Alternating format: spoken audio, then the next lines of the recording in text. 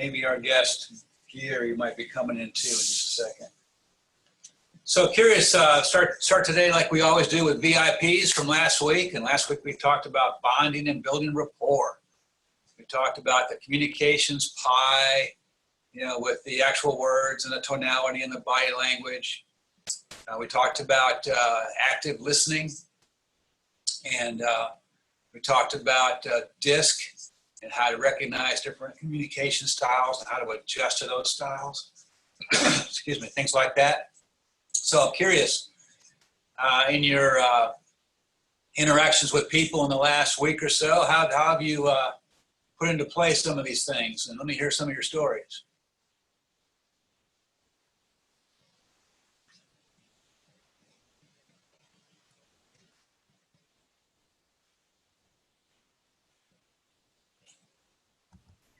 Well, I didn't have too many in-face visits last week, but I did have a lot of phone calls, and it was just a matter of being a consultant and taking it down a notch and listening. At least in my forum over here, that's what I need to do to keep our members here, to keep retention going, and to move a slow process of a sales along when people aren't ready to quite commit yet to the dollar amount. It's just being a consultant and listening. So it's changing things up a bit for me rather than being in front of people and being a little more outgoing and aggressive with what I'd like. So. Very good. Yeah, I think that's a good way to do it. I think it's very smart to take your cue from the prospect. If they're showing that they're not really willing to be pushed along into making a decision, that's cool. Take the pressure off of them. But I don't want you to go the other direction too far either, though, Cindy. I don't want you to go to where everything's a howdy call, right? And nothing's, there's nothing. No, I feel that that's happened for the last several weeks just because of the way things are. But yeah, it's really got to stop because that's not my role. That's not how I do things. No. So, fine. Okay. I'm trying to be that line. Well, good for you. Yeah, and it's good to know where the line is, right? So, yeah. We used to say that if you've never been thrown out of a sales call, you don't know where the line is. I know what I've been thrown out of plenty of those. Unfortunately. Please don't take that literally, okay? Because Inara's sitting there, she's new to sales. She's like, "What? I'm supposed to get." In my prior life, not in this life, no. Excuse me. Yeah, no, you're not supposed to get kicked out of a sales call, Inara. No, not with all this training going on, no, because I know how to prevent that. Yeah, I could have used that on a call I had, I don't know, 15, 20 years ago. Where really? Tell us a story. We did get thrown out of the office. We were in a large banking organization, and the salesperson and I was the technical sales. We got in the meeting and got about 5, maybe 10 minutes in, and the guy looked at us and said, "Well, that you're trying to replace the product I put into place here." And he said, "And, obviously I don't want you here. I'd like you to get out of my office and come back when I'm dead." Ooh, ouch. Okay. I've had stuff like that, though. Mm-hmm. Typical, really hard-nosed New Yorker. Yep. But it's a story that just has, an event that stuck with me forever, having been the very early on technical salesperson and being exposed to sales in that fashion with a guy that had 40 years experience, and even he was just appalled. Mm-hmm. Yeah. So you didn't say, but you're saying there's a chance, right? or, we can arrange your death. We can make that happen. I would check. Having seen the different extremes, and I just had a call just before this one with somebody as well, and it was sort of a take the lead, like Cindy was saying as well. And with where they are right now, they can't get everybody together to even get a demonstration of the product. They need 3 or 4 people together. And he said, I'll take a look at the videos and I'll call you back in 2 weeks or so. And I said, okay. Or I said, I'll call you back when we're ready. And I said, okay, well, what I'll do, I'll send you an email and I'll call you back in 2 weeks if we haven't heard from him to see where we're headed from there. But it was really, he was not in a position to make a decision at any point. But I left it with, and part of the lead in today of where we're headed, and that he'll be getting, either he's going to get back in touch with me or I'm going to get back in touch with him. Yep. Okay. All right, very good. It's actually, that has, what you just said has a lot to do with Santa Rule number 25, which is our Santa Rule of the day. You want to know the future, bring it back to the present. So, if anybody else wants to talk about bonding and building rapport, or if not, we'll go into the Santa Rule of the day.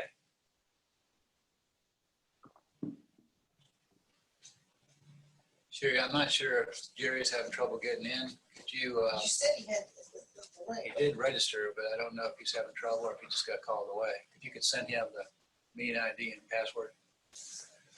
Okay, so let's do the Santa Rule number 25. If you want to know the future, bring it back to the present. I'll play the video and then we'll discuss it.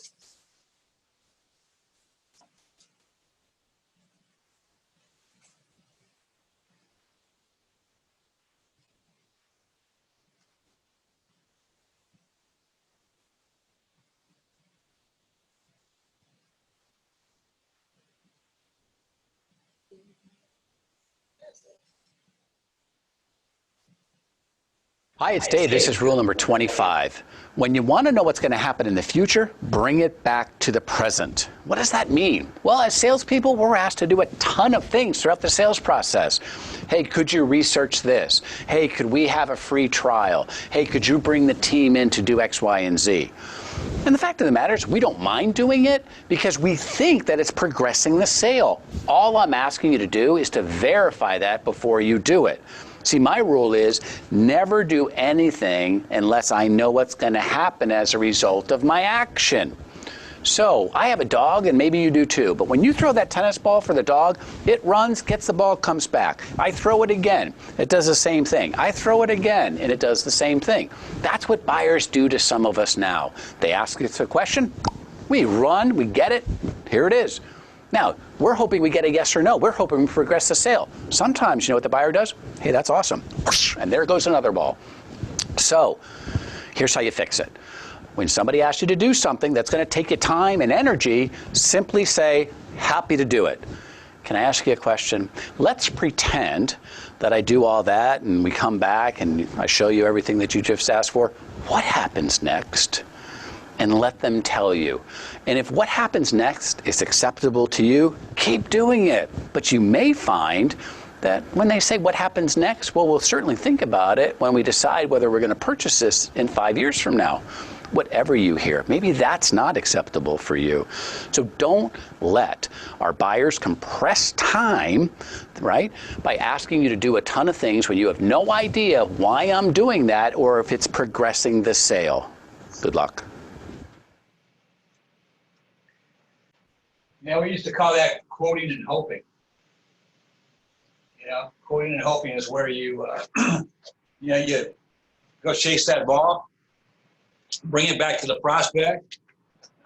They pat you on the head, tell you you're a good boy, good girl, and they throw that ball again, right? So, when we're quoting and hoping, or when we're doing research for people, prospects, because they give us quote buying signals, which, by the way, is a word I want you, or a phrase I want you to just completely forget about. There's no such thing as a buying signal from a prospect. That's old school thinking, and it's not applicable anymore. You got to know why you're doing it. So let me give you an example. Let's suppose that you have a prospect. The prospect says, "Hey Thomas, this is really good stuff. Why don't you write that up in a proposal form and send it to me?" Well, most salespeople would do that, right? They would go ahead and write up a proposal form and send it out. Well, then what happens? The chase begins, right? Now they got your stuff, all its detail, your pricing, all its detail. They don't need you anymore, and they can sit on it. They can show it to the competitor, the incumbent. They can file it. They can throw it away. They can delete it. They can do whatever they want to do with it, and you don't know what they're doing with it. So here's what you should do instead. Right, so the prospect says, "Thomas, why don't you write that up in proposal form and send it to me?" Thomas would say, "You know what? I can certainly do that. Suppose I did it. and you liked what you read, what would happen next? And right there, be real quiet, because whatever that prospect is, they're getting ready to tell you the future when they respond to your question. Suppose I did that and you liked it, what would happen next? Suppose I did that and you didn't like it, what would happen next? they're going to tell you that they're going to predict the future for you. And then you can make good decisions. Like in the Dave's example, when they're not going to buy for 5 years, why would you go ahead and propose now? Well, you wouldn't, right? You would say, you know what, let me make a suggestion. And 5 years is probably too long. Maybe even 5 months. You should say, let me make a suggestion. Why don't we go ahead and just do a draft, high-level draft for now, and as we talk more over the ensuing months, we can fine-tune it until its final form when you're ready to make a decision. Does that sound fair? So again, you're leading the dance, and you're not the puppy dog that's just chasing the ball. So questions or comments about that?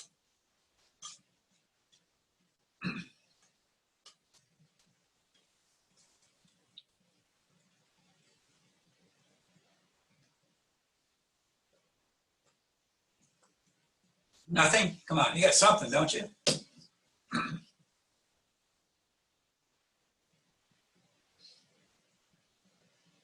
Oh, come on, this is one of my favorite Sandler rules. You got to talk. All right. I have a question. Is this basically? I'm sorry, Inara, what? Is I'm this sorry, say it basically, again. Will this basically piggyback off of taking charge and controlling the whole sales call? Oh, yeah. Yeah, controlling the sales cycle, right, the whole deal.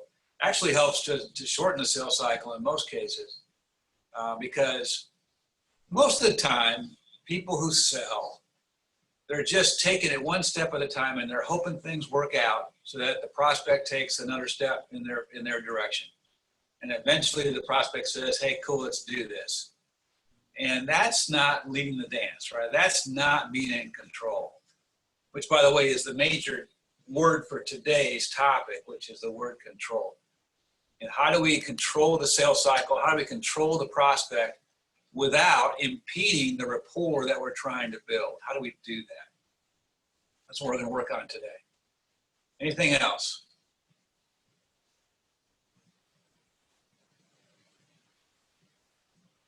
Okay.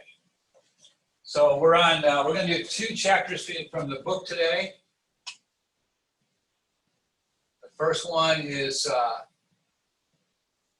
upfront contracts, which I think starts on page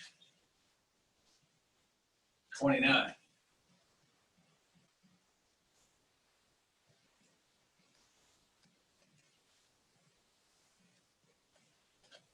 So upfront contracts, it's the second compartment of the submarine. It's the second part of that first section that we refer to as building the environment, creating the environment for good selling to happen.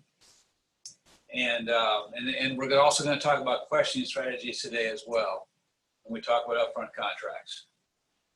So whether you've got your book or whether you got the self-study lesson open from the foundations part of your Sandler Online, or whether you just have a pen and pad, that's fine, however you want to do it. Okay, what's an upfront contract? Well, this is one of those Sandler topics that'll probably stay with you for the rest of your life. You know, a lot of times in non-pandemic days when I'm traveling, let's say I'm in an airport, and let's say I got my Sandler logo on, you know, someone will see me in an airport and they'll see the Sandler logo and they'll go, yeah, Sandler training, yeah, upfront contracts, It's just one of those things people remember if they had Sandler training from years and years ago, or if they ever went to one of my workshops even, much less paid for training, but they just went to a workshop, a complimentary workshop or an executive briefing, or, lately we've been doing some of these webinars for different organizations, and they've heard that term upfront contract, and they know what it is. Why is that? Because it's a very, very useful tool, and it's very easy. But what it is in essence, it's just 2 people agreeing on how to go forward. And our job as the selling professional is to suggest what it would look like to go forward and gain agreement from the prospect if that makes sense. So you have offer and acceptance, which is actually the definition of a contract. If you look up the definition of contract, it says offer and acceptance. Then you have a contract. So it's a mechanism that we use. Typically it's verbal, although you can do it in an email as well, as to what's going to happen next and what's going to happen next. It's all about being in control of the sales process. It's all about you leading the dance. And the standard rule that's involved here is called no mutual mystification, which means, let's not have any fog that settles in over your understanding of what is going to happen in the sales cycle and the prospect's understanding of what's going to happen in the sales cycle. Both of you are very clear. Every single selling event, what's going to happen, what is their agenda, what's your agenda, how long is it going to take, why are we doing this, what's the purpose, and then what are the outcomes. And we'll go over that more in more detail in a minute. But here's the thing, you've got to be the one who suggests, and then you've got to be the one that gains agreement from the prospect about what you suggested. And that's how you lead the dance. And we'll give you some examples. So here's the 5 elements of the upfront contract. Pretty simple. And since you're going to do one of these for every single selling event, every single one, I'm talking about a phone call, conference call, a meeting, a proposal presentation, a slideshow, a brainstorming session, exchanging information through email, checking references. I don't care what it is, whatever the selling event is, every single one is going to have an upfront contract that governs that event. It's going to have all 5 of these elements explicitly communicated and certain in their terms. In other words, not wishy-washy, not vague, but all 5 elements explicitly communicated and certain in their terms for every single selling event. So this is a major thing for you, right? It's not what you're doing today. You're going to have to learn to put this into play every single time. Now, here's the thing. I can come out of a sales call these days and feel good about what just happened. Look back on the upfront contract that I had governing that call and realize that it was strong. By the same token, I can come out of a sales call, feel not so good about what just happened, look back on the upfront contract that I had governing that call and realize that it was weak. It was missing some of the elements. It wasn't explicitly communicated. Maybe it wasn't totally accepted by the prospect. But I decided to go ahead and do it anyway. And I let control slip away. And I don't have a very good situation for my next step with that prospect. It is so, so important. One of the strongest salespeople I know, member of the Sandler Network. I mean, this guy is a closer, right? He is awesome. And he gave a talk one time that I attended, and he made this statement. He said, I'm not very good at the pain conversation with my prospects. And all of us that were sitting there listening to him were like shocked, like this is one of the best salespeople we all know. He said, I make up for it with my upfront contracts. He said, my upfront contracts are awesome. And that always spoke really hard to me about, just how serious I've got to take this mechanism, make sure that I do it well. All 5 elements explicitly communicated, certain in their terms. Now, let me give you an example. Let's say that I'm doing a cold call. All right, I'm going to cold call. Griffin, I'm going to play it with me, okay? I'm going to cold call with you. So you're my prospect, you're doing something else, you're working on a spreadsheet or something, and all of a sudden your phone rings, okay? Ring, ring. Is Griffin there? Yes, speaking. Hey, Griffin, Al Simon. Hey, Al, how's it going? Okay, you? Yeah, I can't complain. What can I do for you? Yeah, you don't know me, right? You didn't expect this call? No, I can't say that I do. And no reason why you should have. This is actually a prospecting call, Griffin. Oh, really? Yeah, really. Hey, look, I can tell you're not excited, but why don't we do this? Why don't we take 45 seconds? I'll tell you why I called, and then you can decide whether or not we continue going on from there. Does that sound fair? Yeah, that sounds fair. I could do 45 seconds. Okay, so he just gave me agreement. So I had offer and acceptance.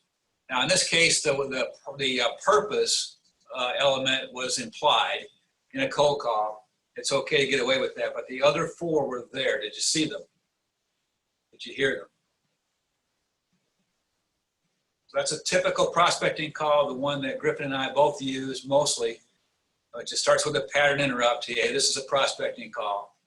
And then launches into the upfront contract for the call. And because it's a cold call, there is no upfront contract already in place. We didn't have a prior conversation to put it in place for this conversation. So in that case, I've got to do it now right here up front. So I'm going to take 45 seconds. I'll tell you why I called. You can decide whether or not we keep going from there. Sound fair? He accepts, we have a contract. Comments?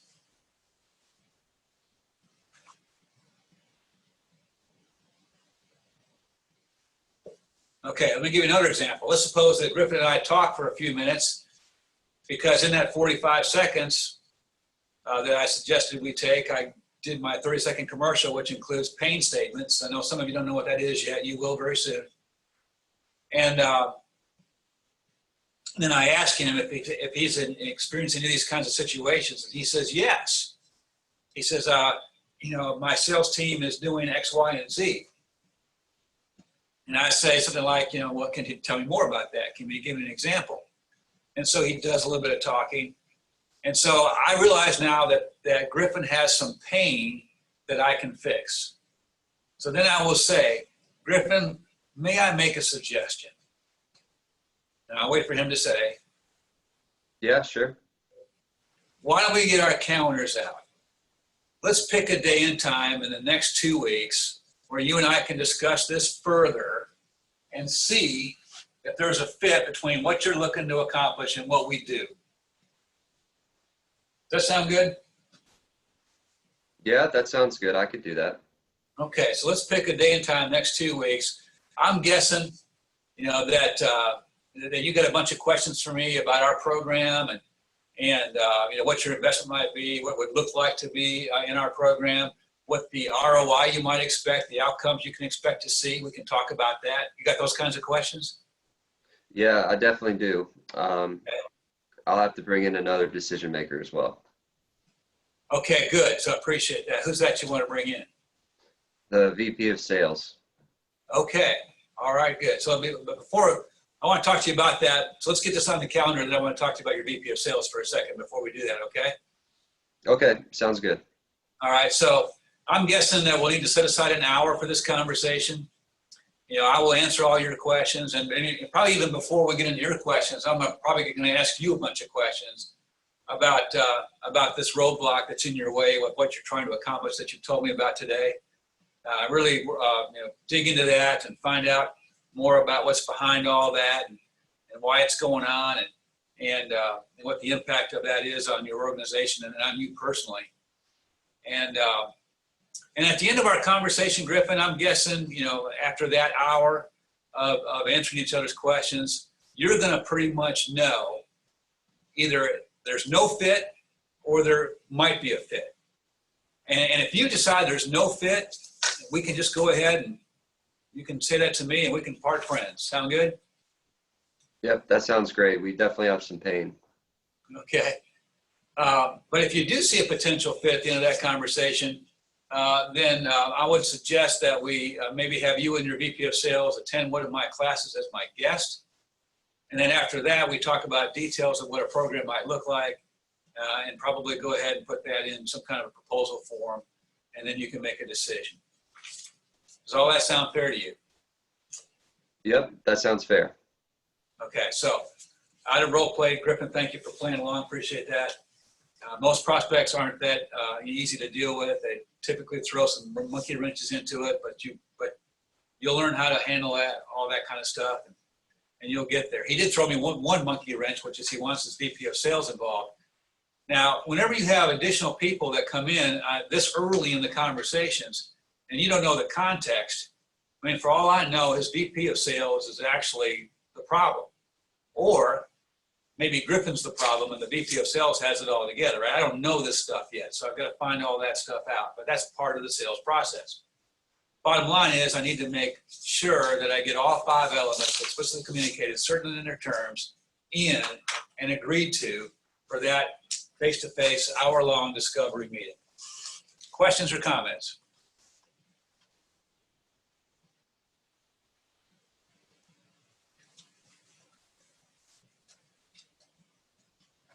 All right. Can the contract be in a physical form? You mean like an email?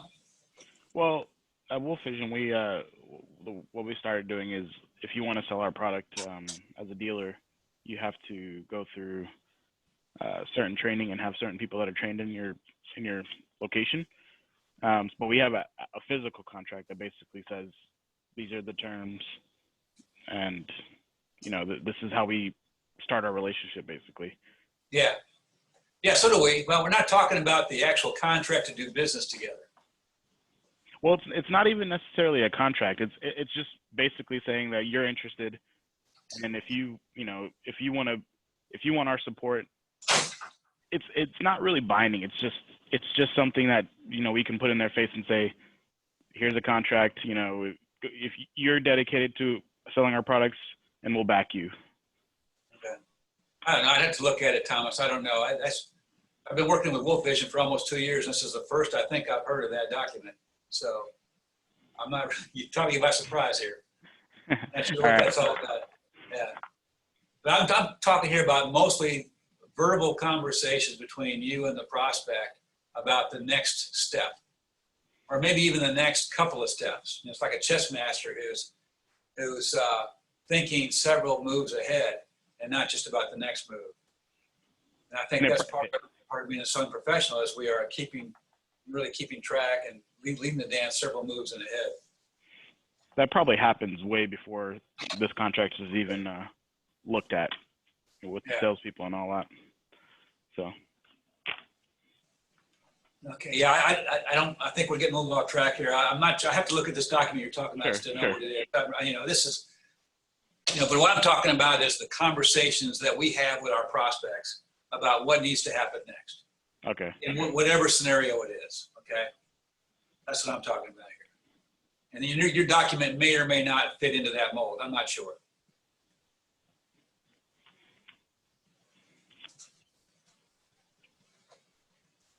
All right, ANOD. ANOD is a tool that you could use, or really a series of word triggers that you can use to make sure that you get the 5 elements in and to make the upfront contract more conversational. Like, let's say that Griffin and I, we looked at our calendars, we picked, Thursday at 3 o'clock, 3 o'clock to 4 o'clock on Thursday at his office. And so, I go to his office at 3 o'clock and I'll say this, I'll say, hey, Griffin, I appreciate you inviting me over to discuss whether or not what you're trying to do with your sales team is something that we can help you with or not. We talked about on the phone earlier this week that naturally you had a whole bunch of questions for me about how we work together and what your investment in ROI might be. And I'm certainly going to be able to answer your questions on that today. And obviously, as I said, I've got questions for you about the different challenges you're facing with the sales team and the processes you've been using and those roadblocks that are in your way, get some context on that. Griffin, typically you find, as we said, this kind of conversation takes at least an hour. And we may get done before that, but we're probably going to invest this whole hour, at the end of which you can tell me either there's no fit, and I can go jump in a lake, or you do see a potential fit, in which case you and your VP of sales are going to join me as my guest on one of my classes. And then we're also going to have another conversation after that in more detail about the program specifically for you and your team. Is all that still the case? And then Griffin would say, Yes. well, he would either say, yes, that's still the case, or he might say, well, something's changed, right? I mean, and anything could change, or he could say, I don't have an hour. I've got a crisis happening in the warehouse. I've only got about 20 minutes. Or he might say, I was going to have my VP of sales join me today, but he resigned yesterday. Or, I mean, you don't know what he's going to say. I mean, he could say anything. But the fact that I reiterated the upfront contract, in this case, using ANOT as the word triggers to help me remember the 5 elements, and then I can deal with whatever is changed, if anything's changed, and maybe adjust the upfront contract to stay in control. Now, you don't have to use ANOT. A lot of our clients love ANOT, but a lot of our clients never use ANOT in their life, except for maybe a practice session during the sales mastery class. It's okay. It really is okay. You don't have to use ANOT, but you do have to get all 5 elements in your upfront contracts.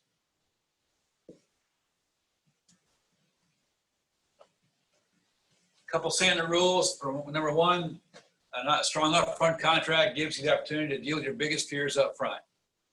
Like I could say to Griffin, can I share with you my biggest fear? He says, yes. I said, my biggest fear is you bring in your VP of sales into our conversation, and because he or she is the one who put in place the sales process you're currently using, he or she is going to defend it to the end, and we're not going to have an open and honest conversation. Is that going to be an issue? And so I could have that conversation with Griffin and flesh out if there's something there. An upfront contract guarantees no interruptions during your sales calls. I can say, are you sure it's still a good day and time to do an hour-long conversation?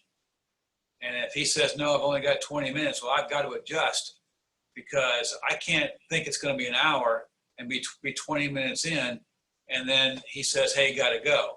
And that's going to derail me from being in control. And then a strong upfront contract guarantees that a decision to be made at each intermediate meeting. Some of you have longer sales cycles. Certainly Jesse and Joel, your sales cycle might be several events, a couple months, maybe several months long. Certainly most of Thomas's sales cycles are long. And so there's lots of different events along the way. And typically if there's been a couple of weeks of no conversation, no contact with the prospect, the trail goes cold. An upfront contract is great for making sure that you link the end of one conversation to the beginning of another, no matter how long time passes in between. And so it also makes sure that you have that go or no-go decision at each point along the way. Prospects relax when they know they can tell you they don't see a fit, or this is a no-go, or our budget was yanked away from us, we can't do this now, or whatever it is, and they can feel comfortable sharing that with you as opposed to simply hiding from you. So as long as you're always telling them it's okay to tell you no, whatever that sounds like, the way you say it, and then but by the same token, here's what yes looks like, and being specific about the yes part for the next step. Because for longer sales cycle, the next step, the next yes, doesn't necessarily mean that they're going to sign a contract and do business with you. But it does mean they're going to take another step with you. And so that's the yes. The no is, hey, you know what? There's no reason to have any more conversations, any more meetings, exchange any more emails, because we have a showstopper here. In which case you part friends and keep the rapport going, because eventually they might come back around and you have another prospect. Good there?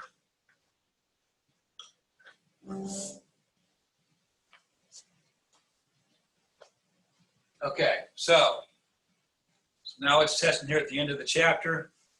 Where's the most obvious place to use an upfront contract?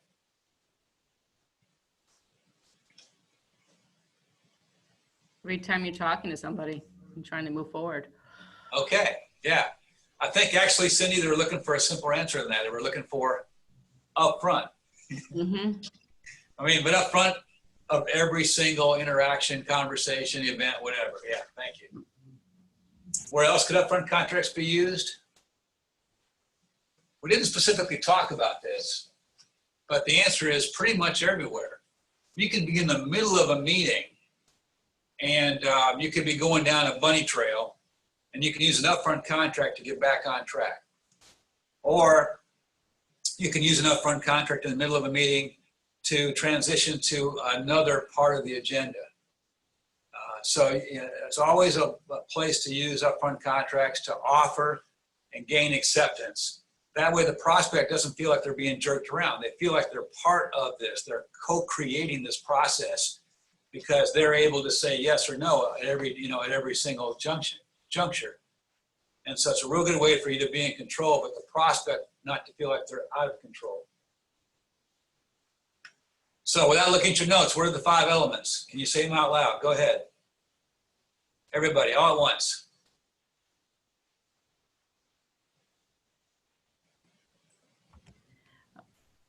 Appreciate, naturally, obviously, and typically. Cindy, I appreciate you putting yourself out there, but that's not the 5 elements. That's the Oh, the A-Not. elements. Oh, okay. That's More the coffee, A-Not. more coffee then. Time. That's actually 2 more questions down, so you just answered it. Good job. Okay. What are the 5 elements of the upfront contract? Come on, everybody. Purpose. Everybody. Yeah. Time. Time. Prospects. Prospects agenda. Outcome. Salesperson's agenda. Salesperson agenda. And possible outcomes or next steps. Yeah. Okay. Seriously, if you, since you can start using upfront contracts immediately, I mean, like right now, you're going to use them for every single selling event. And by the way, you can also use them for internal conversations and meetings, and you should. Then you're going to very quickly memorize the 5 elements. It should not be hard for you. Complete the standard rule, no blank blank.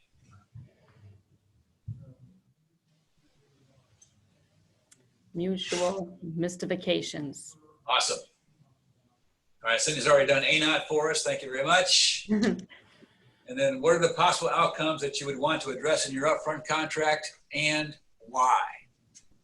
Someone besides Cindy.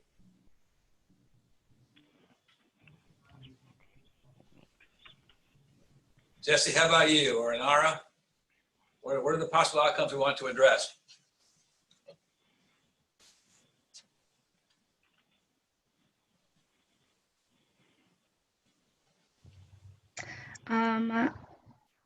I guess just if there's no fit or if the customer or the lead decides that they would like to move forward with working with you. Yeah, very good, Jesse. Thank you. So yeah, it's always no, and then yes, in that order. Always tell them, we can part friends. You can tell me to jump in the lake, and I'll go jump in the lake. It's fine. By the way, that comes from a Harvard Business Review study that showed that decision makers' number 1 fear of salespeople is that they won't be able to get rid of them. That they've been taught to be persistent, and they end up being a pest.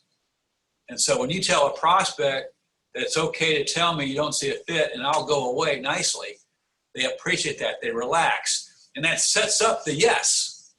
But if you do see a fit, then when may I suggest we do X and Y and Z after that? Would that make sense? And get them to agree to that, or to negotiate those next steps with you, which is great, because you learn so much about the prospect's way of making decisions when they, with you, negotiate what those next steps might look like. In the end, you both agree on a course of action, and that puts you in control, and the prospect feels good about it too, and you're in great shape. Always start with the no, and then with the yes, specifically what yes looks like. I don't want you to say, but if you do see a fit, we'll cross that bridge when we get to it. No, you define what you want yes to look like after that meeting or after that event. Right now, you define what it should look like and make sure they're okay with that. That keeps you in control, just like a chess master thinking several moves ahead. Other comments?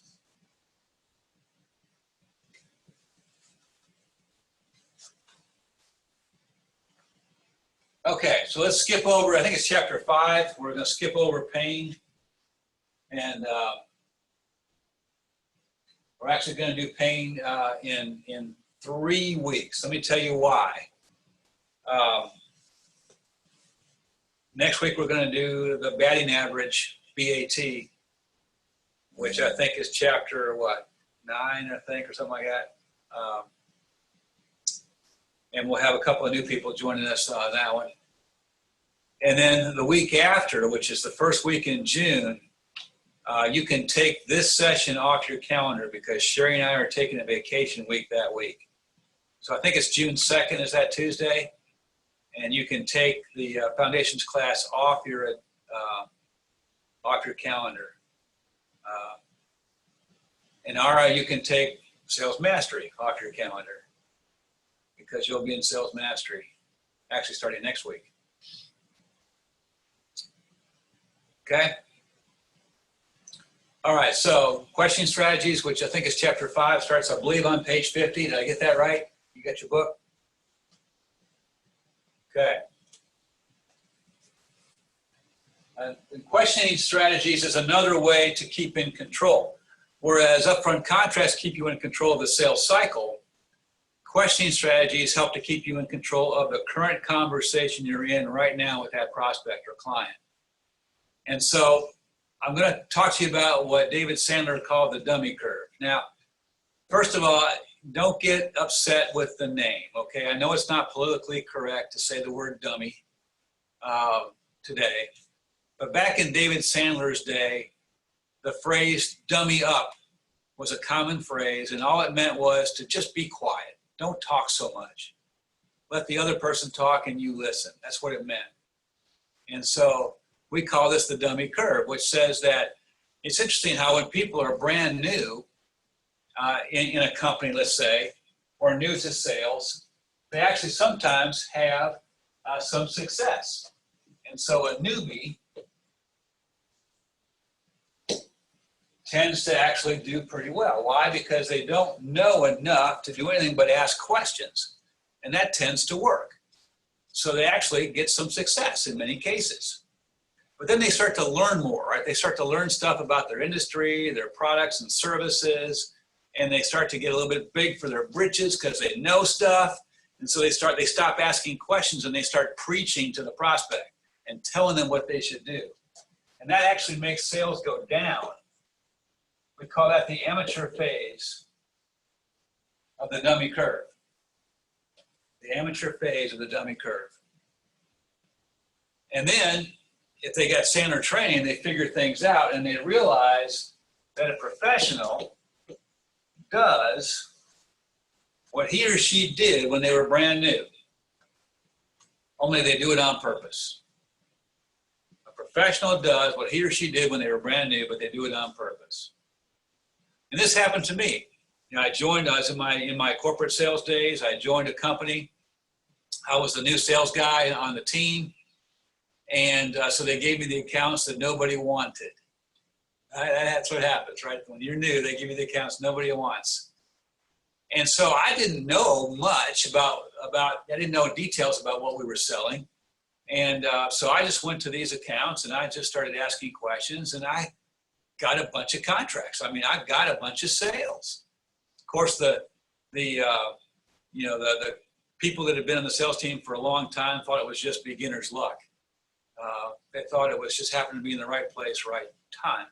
I didn't care what they thought. I was making some money. But then as I got more used to what I was selling and got to know some details and some expertise, I actually found myself talking too much. And my sales went down. And so it's not until you understand that asking questions actually works. So we should dummy up even when we know what we're talking about. Professional does what he or she did when they were brand new, but they do it on purpose. Now the thing here is that if you're worried about not looking like you know what you're talking about, if you don't want to look like you're clueless, then you're working on the wrong end of the problem here. When you're brand new, it's okay to say to a prospect, I'm not sure, but I'll find out. That's a great phrase to use. I'm not sure, but I'll find out. When you're not new, it's okay to ask questions. But the thing is, by your questions, because you know your stuff, your questions, just by the way you phrase them, your prospect's going to understand that you know your stuff. They're going to know it for sure. And so you get into, you put into play what we call the 70-30 rule. The 70-30 rule says that you're talking only about 1/3 of the time in a sales call with a prospect. And that's mostly questions. And they're talking 2/3 of the time. So basically, or 70%. So basically the information, the weight of the information is coming from them toward you. So you're finding out stuff. Remember, knowledge is power. And they're not finding out that much from you yet. Early on in the sales cycle, you want to understand more about what they're looking to do, what they're trying to accomplish, what their roadblocks are. So that when it comes time for you to do more talking, which will be in the fulfillment compartment of the submarine, when that time comes, you'll be able to put a square peg in a square hole, because you'll be able to put all your expertise to bear on exactly what the problems or objectives are of that prospect. It'll be square peg, square hole, perfect fit, and your close rate will go way up because of that. So kick in the 70-30 rule. You're going to do things on purpose to get the prospect to talk. You want to know what those things are? You can take a peek at chapter 4, the pain conversation chapter, and the pain funnel, where the top couple of questions are things like, can you tell me more about that? Would you give me an example? Would you be more specific? Questions like that will kick in the 70-30 rule. Would you walk me through your current process? Would you help me understand why today you're doing X? You ask those kinds of questions, and they are not questions that the prospect can answer with a short sentence.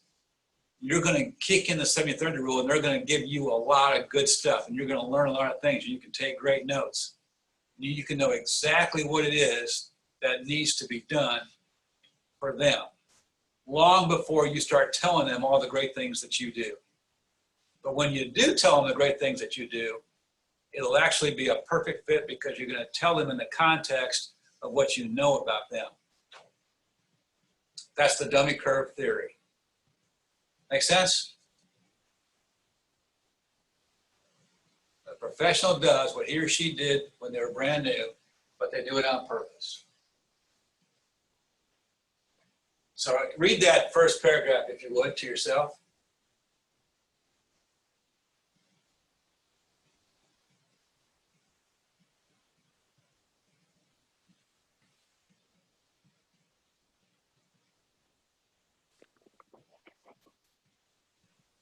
You know, I work with a lot of business owners, VPs of sales, presidents of companies. And here's what I hear a lot. You know, we hired Dave, and Dave's been in this industry for 25 years. But for some reason, he's just not selling. Well, guess what Dave's probably doing?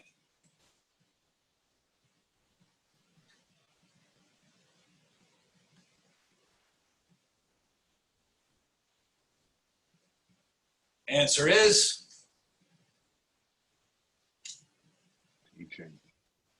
teaching, yeah. Talking too much, yeah. Yeah. I used to have a boss, his name was Bob, and Bob was a brilliant guy. Bob had founded a company with a couple of other guys, written some software. He was the author of the software. He was the architect. He didn't write the code, he architected it. And that company was acquired by a bigger company. And Bob stayed on as the head of sales. I joined that company. So Bob's my boss. Well, I realized right away that Bob would come into a sales call and just preach. He would just, tell those people what they should do. And he got his needs met. He felt like an expert. He felt really important. And he was proud of his software, and he should be, because he was the architect and it was good stuff. But it didn't go well with the prospects, you know what I mean? And it didn't help me. So I would stop bringing Bob into my deals. And he would call me up because he was in a different city than I was. He would call me up and he'd say, Al, where are we with the ABC bank account? And I would tell him what's going on. He would say, maybe you should bring me in and we'll give him a good presentation. And I would have to say, Bob, I just don't think they're quite ready. I'll let you know though. And it was difficult for me to manage that situation because Bob would get on that soapbox and he would not get off, and it would actually ruin my deals. We have another standard rule that says a prospect who is listening is no prospect at all. Prospect who is listening is no prospect at all. And we have another standard rule that's actually on the wall of our training room that says, never tell someone what you can ask them instead. Never tell someone what you can ask them instead. All right, so a couple things. Don't use buzzwords and acronyms. We talked about this, I think, last week. Don't do that until you've already explained what they are and the prospect knows exactly what you're talking about. Here's another one. Don't spill your candy in the lobby, which means don't lead with your features and benefits. Don't come into a first-time conversation with a prospect talking about all the great things that you do.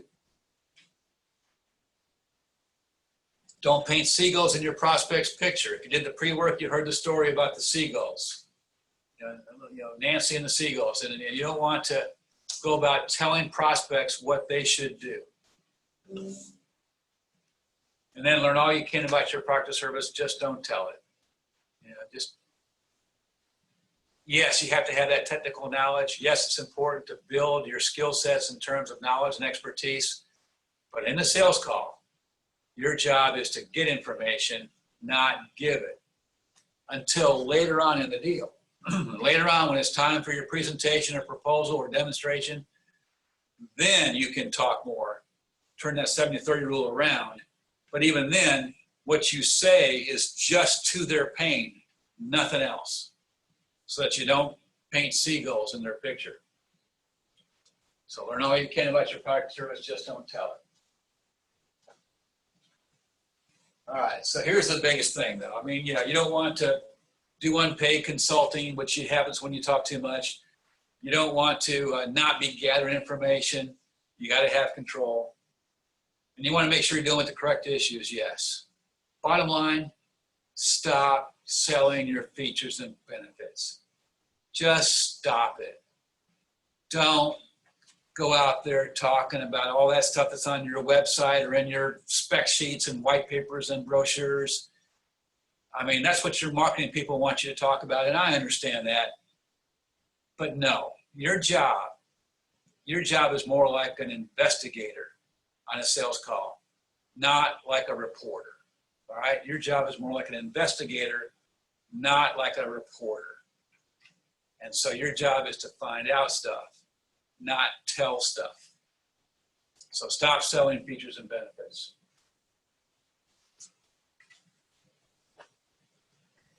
Read that paragraph to yourself, if you would, please.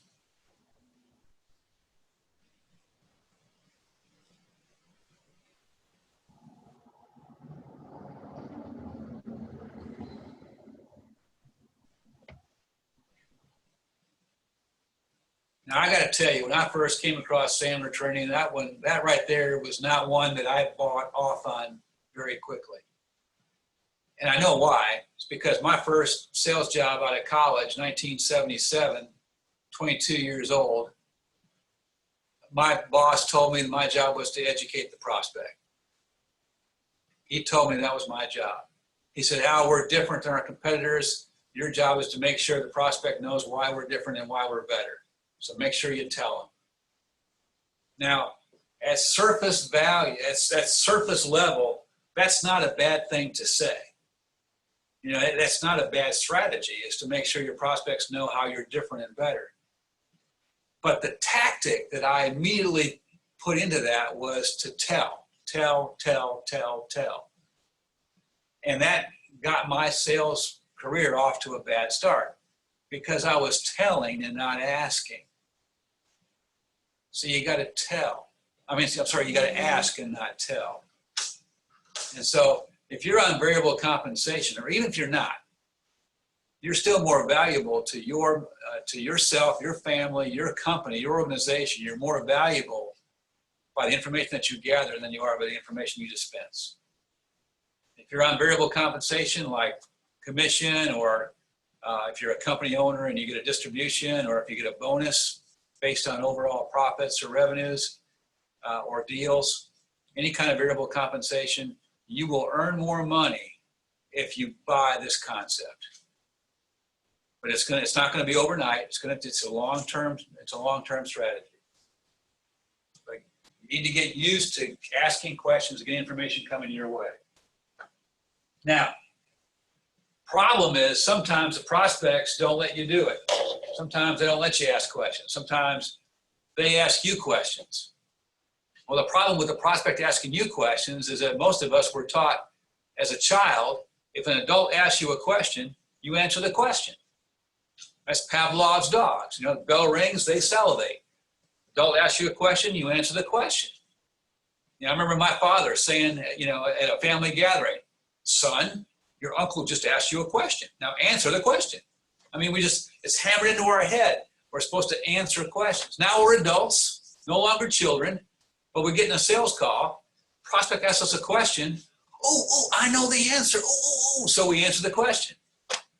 But we may not be dealing with the right issue. We may be giving them too much information too soon. We may derail our efforts here if we don't find out what's behind their question before we answer it.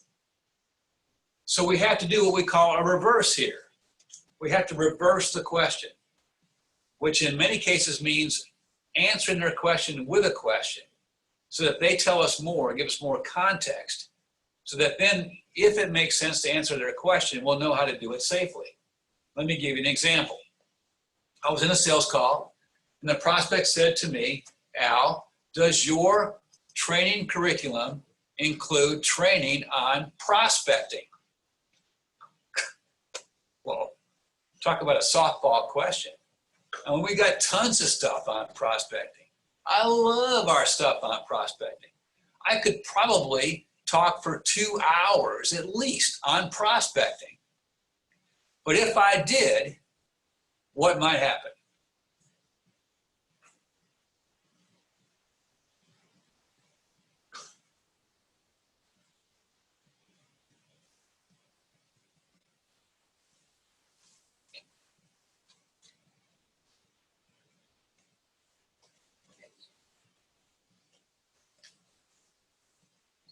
If I did, what might happen?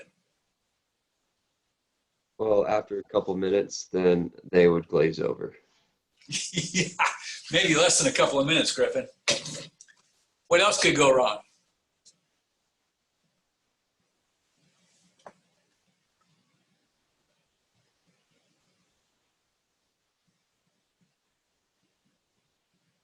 You ever heard the phrase, you can talk yourself out of a sale? Yeah, I see some nods. Okay, so y'all aren't going to talk, but you'll nod. Okay, but I can work with that. It's okay. So here's the thing. The more you talk about your stuff, the more likely you'll bring up something that your prospect doesn't want or thinks they don't need. And as soon as that happens, they immediately feel like you're not a fit or you're way too much for what they need.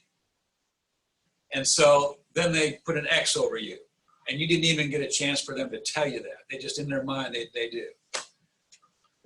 So when he said to me, does your curriculum include training on prospecting?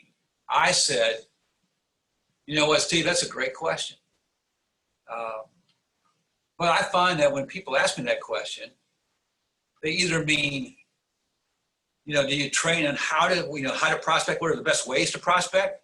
Or sometimes they mean, I can't get my team to even do it. They just focus on their current accounts and they don't prospect. And it's probably a mental thing. I don't know, which camp do you find yourself in? So that's what we call a reverse. So he asked me a question. I responded to his question with a question. And he said, well, it's the second thing. Our sales team, I think they know how to do it. They just won't do it. And so we're not making any sales to new accounts. Everything we get is to existing accounts, which isn't bad, but we're not growing as fast as I want to grow. Boom, right? Boom. I just learned something very important about him and his sales team. But if I hadn't reversed that question, I probably would have answered this question based on the other scenario. What are the best ways to prospect? And I probably would have talked about 3 or 4 things that they're already doing. And in his mind, he would have said, yeah, that's nothing new to us. So I don't need Al in his program. See what I'm saying? You got to make sure you're working on the right end of the problem. And it might take 3 or more reverses to clear away the smoke and get down to what's really going on. We call that the rule of 3+. The first couple of answers to your reverses might be pretty intellectual, but after a while, it's going to become more emotional. By the time he said, and we're not growing as fast as I want to grow, he said it like that with emotion in his voice. And that's real pain. So just by taking his question and reversing it, I got to a very, very important issue, and I got emotion out of him. And we know that people buy emotionally, and then they justify intellectually. People do not buy intellectually unless they're looking to pay bottom dollar, and it's all commodity. They always buy emotionally. Now, if they ask you the same question twice, answer the question. Of course, as safely as you can, but the classic one there is, well, how much is this going to cost me? Now, from having seen the submarine, that we talk about budget after we talk about pain. But prospects don't know that, so they're going to ask that question, how much is this going to cost me? Probably too soon. And but if they ask, so if you reverse it and say, hey, good question. I got a few more questions to ask you, and then we'll be able to narrow it down, and I'll be able to give you an idea of the investment. Would that be okay? Which you might recognize right there as an upfront contract in the middle of a conversation. But let's suppose he says, no, just give me an idea. How much is it going to cost? So that means he's asked me that same question twice. Now I've got to answer his question and not reverse it. And I've got to answer it as safely as I can. So I might say, well, Steve, your investment's probably going to come in somewhere between X and Y. And as we discover some more information about your sales team and what you're trying to accomplish, I can narrow that down for you a lot better. You good with that? By the way, if he's a jerk and says, well, just tell me the cost right now, it's probably not somebody I want to be a client. Probably not a good fit. Comments on that?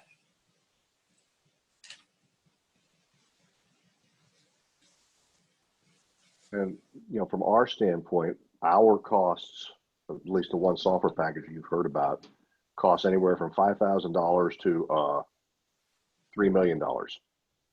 And it has to be sized. And what you're saying there is exactly what we try and pry out of the client. The rest of the answers we can't give you a price until we get a lot of other information out. So this is something, we're stuck with all the time of the client that says, just tell me what it's going to cost versus I can't. And we've actually used that, throw it on the table of, well, it costs from here to here, depending on the kind of answers we need from you. So it's a similar approach that we've had to use again and again. Yeah, that's pretty common scenario.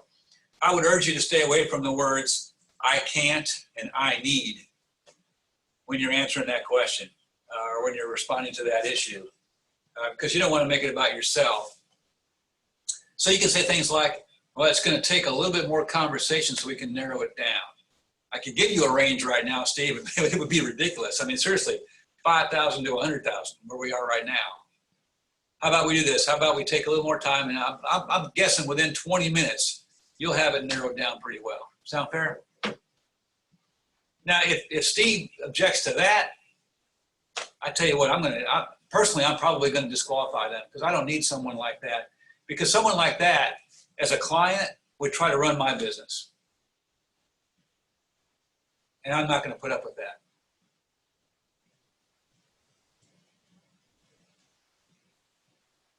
Boy, I sound like a jerk, don't I? Wow. Sorry.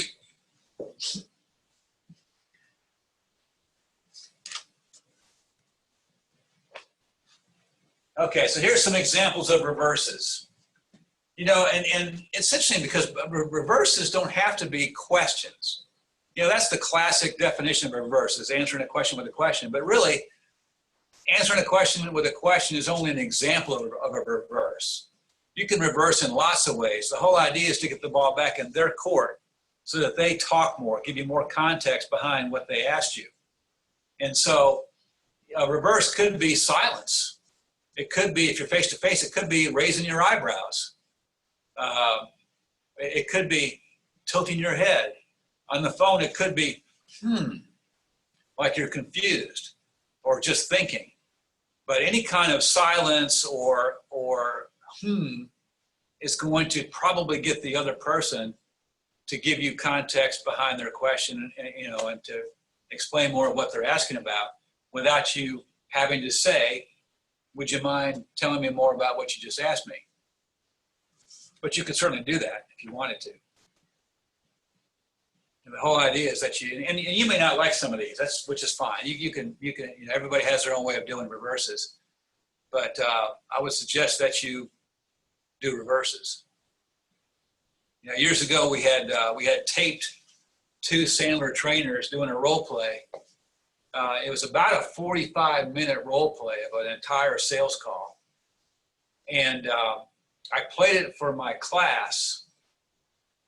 And at the end I said, so how many questions or reverses did the sales pro use? And again, about 45 minutes long. And the answers were anywhere from 3 to like 20. But the actual number of questions and reverses that the sales pro asked was 39 in a 45-minute call. 39. But because it was so conversational and done just in the flow of the conversation, the prospect doesn't get upset with all the questions. They just don't. David Sandler said, you know, when you're doing it right, you can hold up a sign that says, I'm doing it to you, and they won't even see the sign. And it's true. I was in a sales call one time, and this guy was just talking up a storm, just going like crazy. I mean, forget 70-30, it was probably more like 95-5. And he stops and he says, I'm doing all the talking here. What are you doing to me? I'm just curious, you know, as to what's going on. I appreciate you filling me in on all these details. And that's all I had to say. And he just kept going for another 30 minutes, just talking. I'm taking all kinds of notes. And I knew everything about him in an hour conversation. And I got that deal.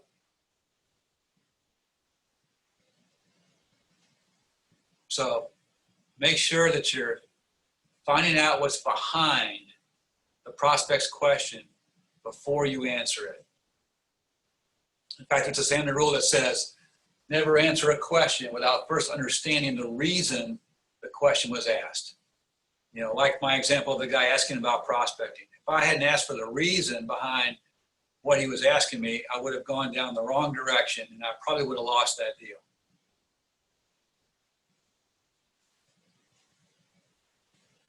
Now, the other thing that happens in order to make it conversational and not like the prospect's on the witness stand and you're the prosecuting attorney hammering away at them with questions is to use what we call softening statements.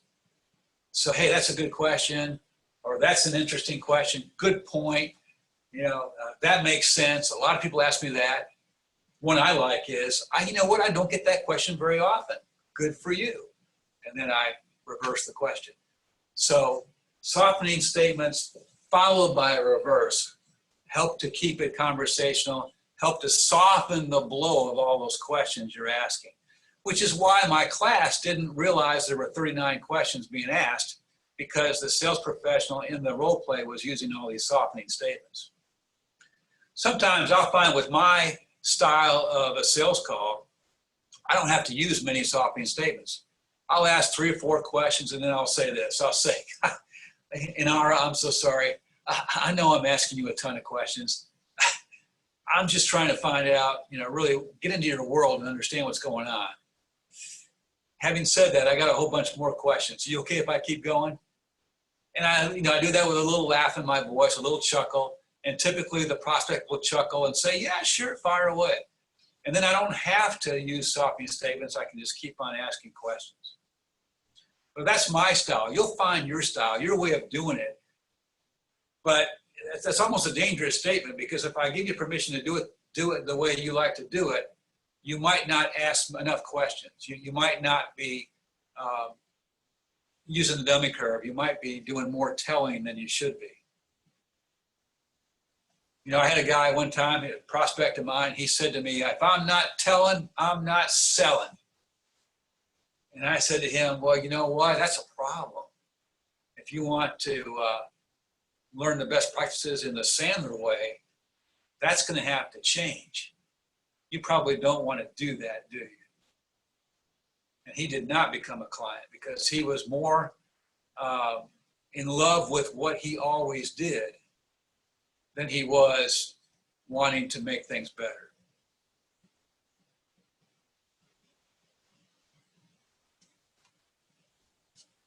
You're going to have your own reverses. You're going to have your own stopping statements. The one thing that I would suggest is that you don't use the same reverses and stopping statements too much in the same call. If you say good question 6 times, the prospect's going to go, well, let me ask you not a good question, right? Or they're going to realize that you're just on autopilot here. And so you have to really be in the moment.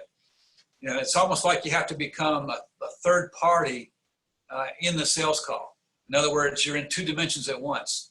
You're in the dimension of being in the sales call. The prospect's here and you're here and you're in that dimension, but you're also above it all, looking down on it and seeing both you and the prospect from above and keeping track of what's going on and what they're doing and what you're saying and doing and asking and making sure that you can make those adjustments like you're a puppet master on yourself.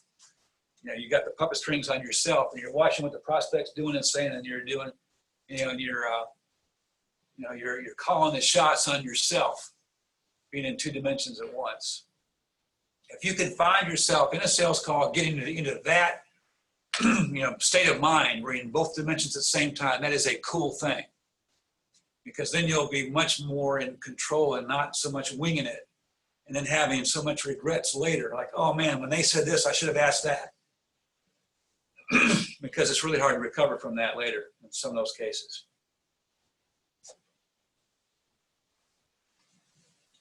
All right, here's another concept. Never answer an unasked question. Never answer an unasked question. So let me give you an example. There's an old audio clip that we used to use a lot where a meat salesperson, boy, let's talk about a tough job these days, right? With meat being so scarce, huh? A meat salesperson's calling on the meat market manager of a grocery store chain. And they're in the meat section of one of the stores. And the meat market manager who's the prospect, of course, is telling the salesperson, this end aisle refrigerated case right here, this is where we keep our kosher meats. Now that is not a question, right? That was a statement. But the salesperson couldn't help himself. He went on and on for 15 minutes about how great a kosher meat line they had. Finally, he takes a breath and the prospect says, you know what, that's kind of unfortunate. This isn't selling for us. We're really looking for a partner that has great new ideas on how to use end aisle refrigerated cases better. And he says, oh, I got some great ideas on refrigerated end aisle cases, but it's too late, right? He put himself into a box labeled, we specialize in kosher meats, when she wanted him in a box labeled new ideas for end aisle refrigerated cases. And although he could do that, he's now on the defensive because she thinks that his firm specializes in kosher meats. And that wasn't what she was saying, and it was not a question. The point here is you don't answer unasked questions. You don't assume you know what they're asking when they say something. Instead, you reverse it. So when she says, this end aisle refrigerated case is for our kosher meats, he should have said, well, how's that working out for you? Or why do you keep the kosher meats in the end out case? Or is that a big seller for you? Or make up a question. It doesn't matter. The whole point is to get the ball back in her court. So she explains why she's telling him about kosher meats in the end aisle refrigerated case.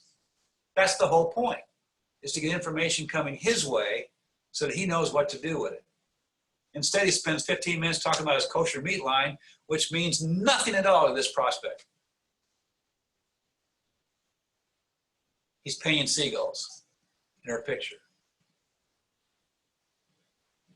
By the way, there's another part of that same audio clip where the prospect says to the salesperson, does your packaging of your meats include coupon programs? Pretty good question, right? So he reads her mind and assumes that she wants to learn all about his great coupon programs. So he goes on and on for 15 minutes about their coupon programs.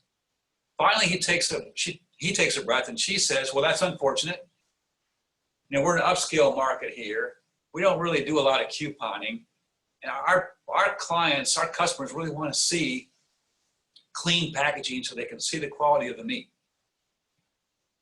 Well, he says, oh yeah, we can do that. We can do great clean packaging, but it's too late, right? He put himself into a box labeled, we got great coupon programs.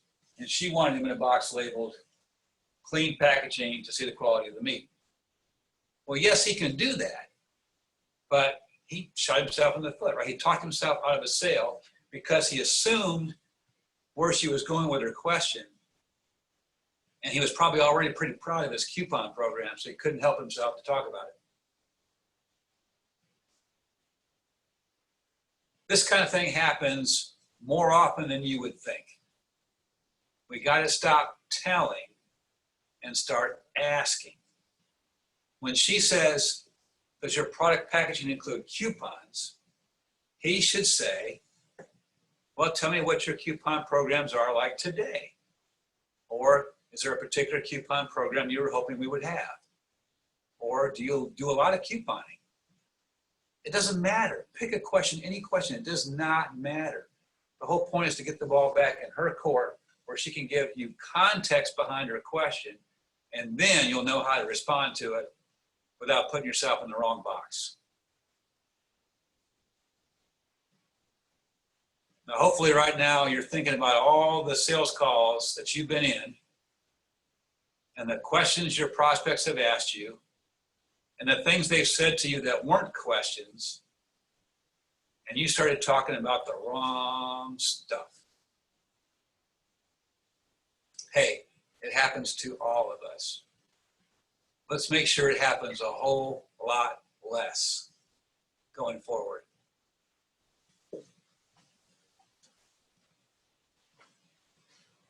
So, you know, reversing is just a huge tool for you. So upfront contracts and reversing today, those are big tools, important tools for you.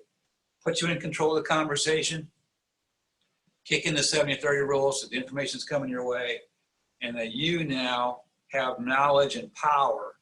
And so when you combine that with your technical expertise, when it's time to present the proposal, do the demonstration, do the quote, whatever it looks like in your world where you're showing your solution, you are absolutely going to nail it. Square peg, square hole, round peg, round hole. It's going to be a perfect fit. Or you're going to know it's not a perfect fit and you're going to say, I don't think we're a good fit. And they're going to appreciate that.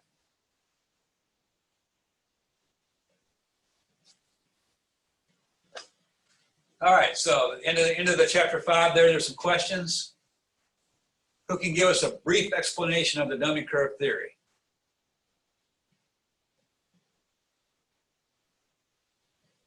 Basically, it's just making sure that you are always asking questions, and you're not the one that's, I guess, over explaining. Just all you're doing is addressing their questions and letting them feel like they're, I guess, leading the conversation, but even though you're secretly leading it. Good job, Thomas. That's a good job. That's exactly what it is. Yeah. Asking questions on purpose, even though you're an expert, you've been around a while. You're not telling, you're asking. And then this is in the early part of the sales call, or of the deal, early part of the deal where you're gathering information, what we call discovery. And then, but later in the deal, when you're now showing your solution, well, now you can do, more talking. You can turn that 70-30 rule around. List 4 dummy questions or phrases. Who's got some of those?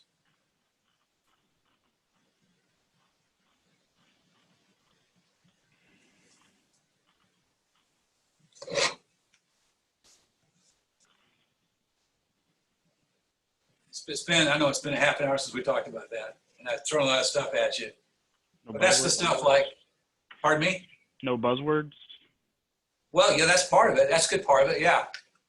But it's questions like, would you help me understand, or would you walk me through, or give me an example, or tell me more about that. Those are all dummy curve kinds of phrases that you could use. Reversing means to blank, except when blank.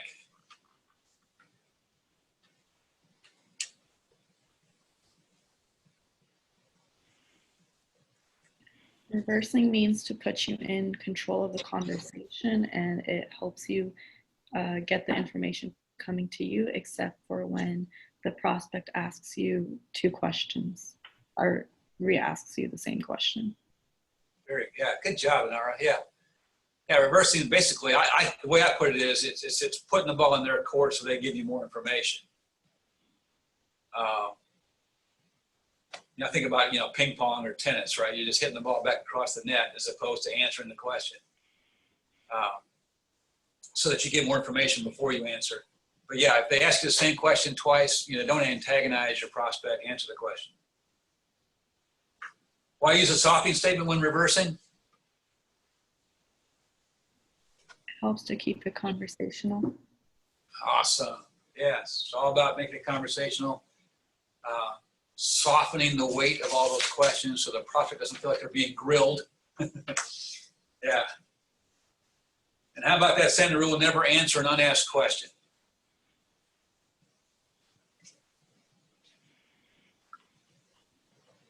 Because you don't want them to get the wrong idea of what your business does, and you don't want to defer them away and lose their interest. That's well done, Jesse. Yeah, absolutely. I'm always thinking about those boxes, right? I don't want to climb into the wrong box. I want the box well defined for me by the prospect before I decide to climb into it. You climb into the wrong box, you can't get out of it. Okay, I have to commend y'all. Last week, we had a great participation in the lessons learned. Thank you for that. Really good. Let's do it again today. All right, let's do it again today. So, what will you do that you haven't been doing? Or what will you stop doing that you've been doing because of what you've learned today? Go ahead right now and type it out. Send it in to Sherry. So we got about 6 minutes here that we can share out loud. Your lesson learned. Remember, we do it out loud when we have time, because that way, when you hear yourself say it out loud, you're more likely to follow through with it. And secondly, someone else on this call might need to hear what you've got to say that you're taking away from this. So I will go with Inara first, then Joel, and then Thomas. This week, I will stop being the reporter and be more of an investigator during my sales calls. Nice. Joel? Just a continuation of, don't teach, listen to what the potential client is after, what they really want out of why you're meeting. Excellent. So Tom, after Thomas, we'll go with Cindy and Griffin and then Jesse.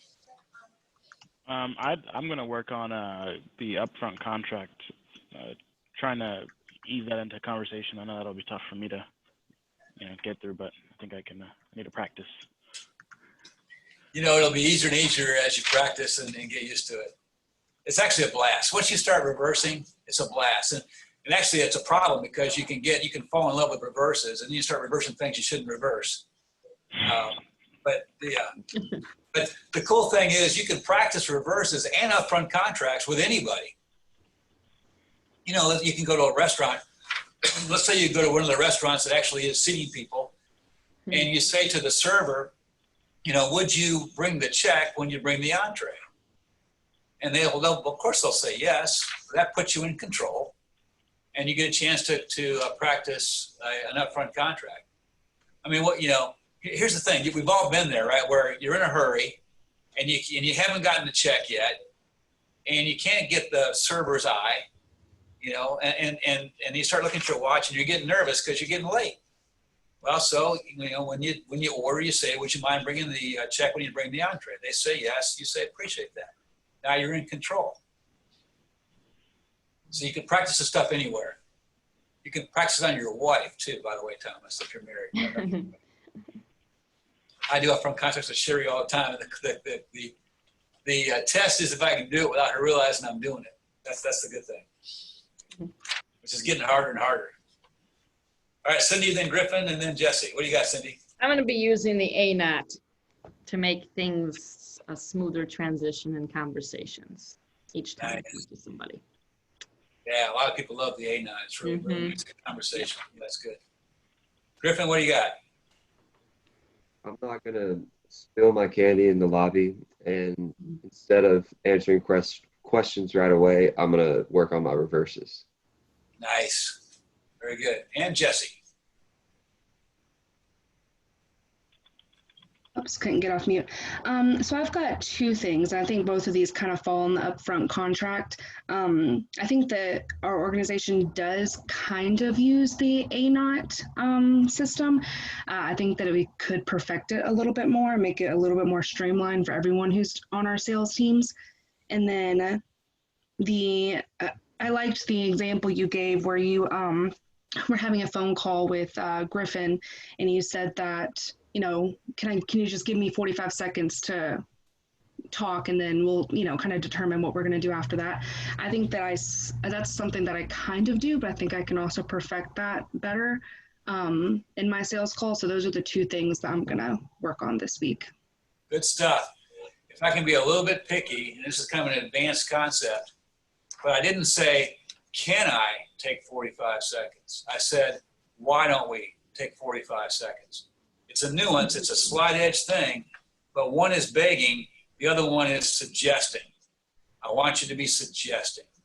So why don't I take, Griffin, why don't I take 45 seconds? Tell you why I called, you can decide whether we go on from there. Sound fair? As opposed to, hey, Griffin, can I get 45 seconds of your time? That's begging. That's putting him up here and me down here. So we talk about that a lot more in sales mastery, but that's a equal business stature type thing. Okay, so I also need to work on taking control. There you go. Thank you. Okay, everybody wave at Inara. So tell her congratulations. She now graduates from Foundations. Yay, Inara. Very good. I hope you all have a great week. Remember, in 2 weeks, that first Tuesday in June, there's no class. Okay, we good? All right. Get your lessons learned into Sherry. Appreciate it, everybody. Have a great week. Good day. Thank you, you too. Bye.